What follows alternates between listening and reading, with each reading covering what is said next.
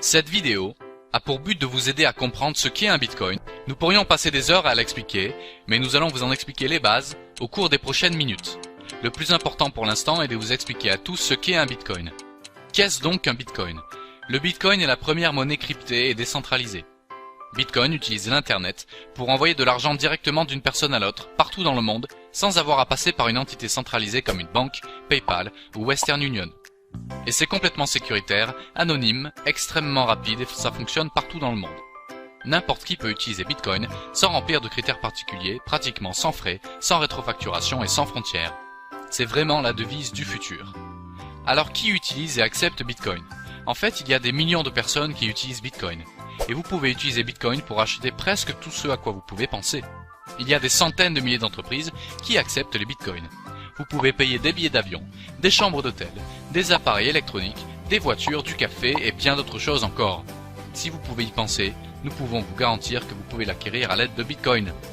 Un autre marché énorme que Bitcoin impacte est celui de la remise d'argent envoyée aux amis et aux familles d'un État à l'autre ou d'un pays à l'autre partout dans le monde. La plupart des gens ne réalisent pas qu'entre 600 milliards de dollars et 1 trillion de dollars sont transigés à travers le monde chaque année. Nous avons l'habitude de faire cela par l'intermédiaire des banques, PayPal ou d'entreprises comme Western Union. Toutes ces entités font payer des frais et nous devons leur faire confiance. Western Union, MoneyGram et d'autres entreprises du même type nous font payer de 5 à 30% de frais. En moyenne, un frais d'environ 10% quel que soit l'endroit du monde est pratiqué, ce qui signifie que nous parlons de frais représentant entre 600 et 100 milliards de dollars par an. Pas besoin d'autorisation particulière pour utiliser Bitcoin, tout le monde y a accès. Les frais associés à une transaction Bitcoin classique est d'environ 2,5 centimes. C'est une vraie révolution. La plupart des gens ne savent pas que seulement environ 1,5 milliard de personnes disposent d'un compte bancaire, d'une carte Visa ou Mastercard. Cela laisse environ 5,5 milliards de personnes qui ne disposent d'aucun accès à un service bancaire quel qu'il soit. Tous leurs biens sont dans leur maison. En cas de vol, d'incendie, d'inondation, de typhon ou toute autre catastrophe du genre, ils perdent tout. Et saviez-vous qu'il y a plus de gens dotés de téléphones portables avec Internet que de gens ayant l'eau courante et l'électricité dans leur maison? Toutes ces personnes n'ont aucun moyen de protéger leurs actifs et ils ne peuvent pas faire de commerce via Internet. Maintenant, ils le peuvent grâce à Bitcoin. Comme Bitcoin n'est pas détenu ou contrôlé par une personne, un gouvernement ou une entreprise, il n'y a aucune entité centrale qui alimente Bitcoin. Mais il faut pourtant quelque chose pour générer des Bitcoins. Le système Bitcoin est en fait alimenté par les milliers de personnes qui ont des ordinateurs dédiés à alimenter le réseau, le sécuriser et vérifier les transactions. C'est ce qu'on appelle le forage. La grande question est la suivante.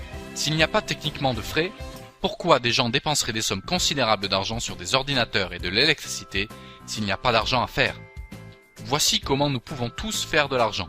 En moyenne, toutes les 10 minutes, un nouveau bloc de Bitcoin est créé et donné à quelqu'un qui est en train de forer.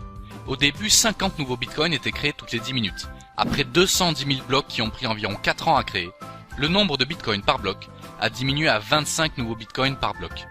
Après les prochains 210 000 blocs qui devraient être atteints d'ici la fin juillet 2016, le nombre de Bitcoins par bloc tombera à 12,5.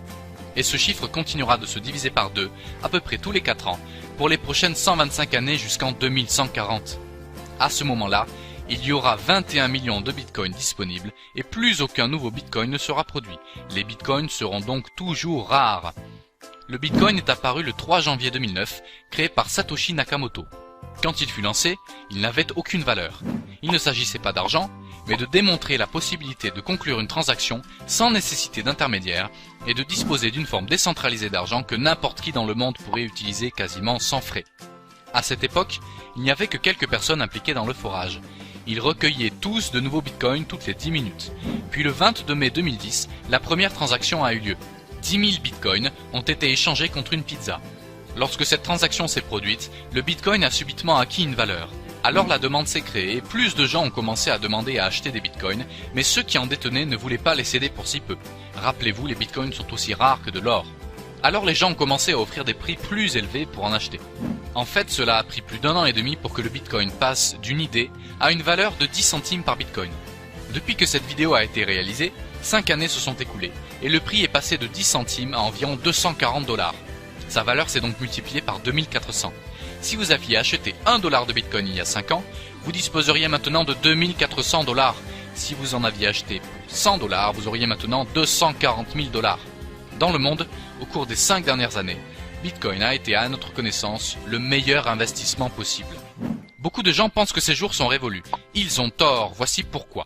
À l'heure actuelle, il y a seulement environ 10 millions de personnes qui ont un portefeuille de Bitcoin. Nous parlons d'une technologie qui a le potentiel d'être plus importante encore que l'Internet, avec des milliards d'utilisateurs potentiels. L'Internet est maintenant utilisé par tout le monde, car il est facile d'utilisation. Il y a 25 ans, il était en fait très compliqué d'utilisation. Maintenant, il y a des milliers d'entreprises, comme Google, YouTube, Facebook et Gmail qui le rendent facile à utiliser. Des milliards ont été investis dans ces entreprises. C'est la même chose pour le système Bitcoin. Il y a 5 ou 6 ans, il était très difficile d'utiliser les bitcoins, mais maintenant plus de 1000 entreprises à travers le monde contribuent à le rendre facile à utiliser. Les personnes les plus intelligentes et les plus riches dans le monde investissent des centaines de millions de dollars dans les entreprises bitcoin pour rendre les bitcoins plus faciles à utiliser pour la masse des gens. Voilà pourquoi nous sommes encore au début de cette révolution du bitcoin. Au cours des dernières années, des centaines de millions de dollars ont été investis dans des startups bitcoin. En 2012, environ 2 millions de dollars ont été investis. En 2013, 95 millions. En 2014, 361 millions et en incluant septembre 2015, déjà 456 millions cette année. Cela représente plus de 900 millions de dollars au cours des 3 dernières années. Voici quelques-unes des personnes et des entreprises qui investissent dans des sociétés Bitcoin. Bill Gates, Sir Richard Branson, la bourse de New York, Goldman Sachs, la banque USA, la banque BBVA, les gars qui ont créé PayPal, eBay et Google. Même le MIT est très impliqué dans le Bitcoin et sa technologie sous-jacente blockchain. C'est là que le miracle se produit. Imaginez qu'un mois donné vous ayez une certaine demande pour l'or et que ce mois-là, une quantité équivalente à la demande d'or ait été extraite. Le mois suivant, la demande demeure la même, mais moitié moins d'or est extrait. Le prix exploserait. Voici une photo des transactions quotidiennes. Cela illustre la demande et ce qui se produit avec les bitcoins. La demande augmente alors que l'offre ne cesse de se raréfier. Bien sûr, cela signifie que le prix doit augmenter au fil du temps. Jusqu'à présent, il y a eu plus de 14 millions de bitcoins créés pour une valeur dépassant 3,5 milliards de dollars. Tout cet argent est allé à des gens impliqués dans le forage de bitcoin et cela ne va pas s'arrêter.